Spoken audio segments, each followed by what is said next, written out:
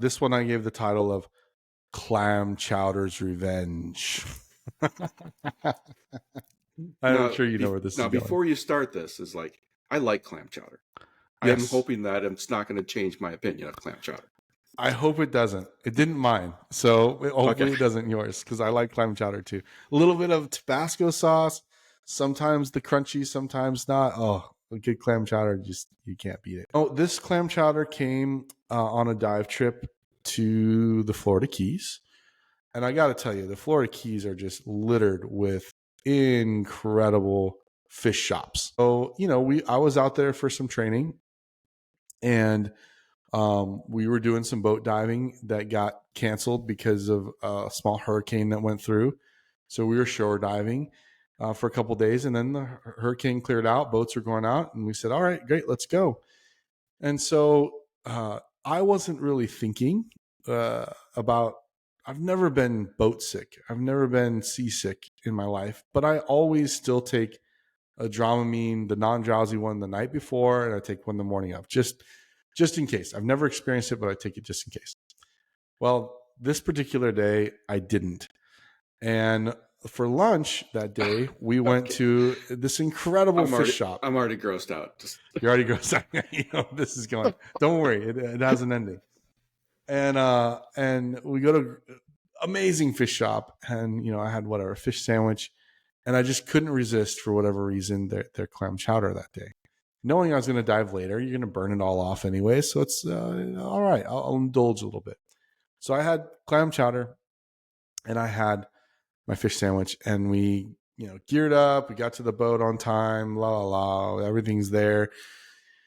And I remember on the way out to the dive site, it was just choppy as all choppy. And I started to feel a little something I hadn't felt before, which was like, ugh, that doesn't feel good.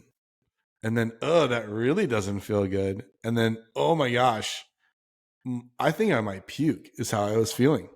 So for all of you that have ever felt that seasickness or boat sickness, I now can empathize, because it never happened to me before until that day. This is like a year ago or something like that, a little less than a year ago.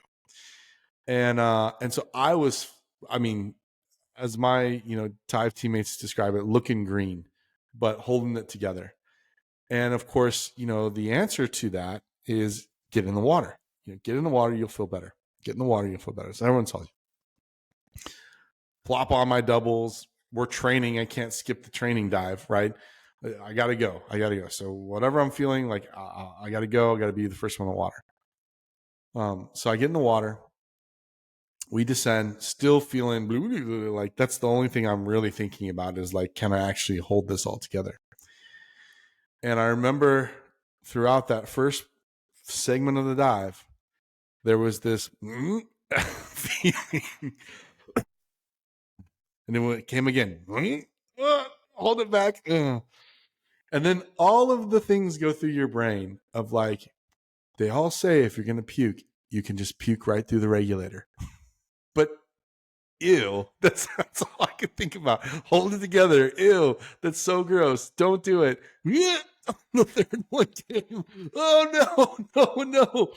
And finally, I was able to control it. I started to feel better. And by the second half of that dive, I felt back to myself and felt better.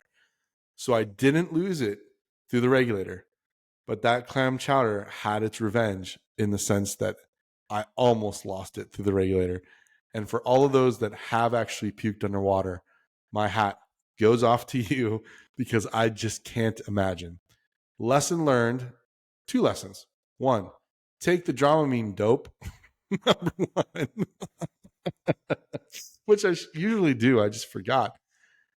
And lesson 2 is clam chowder, super heavy things right before you get on a dive boat or right before you're going out for some training. Probably better to make some different food choices at that point. So that was clam chowders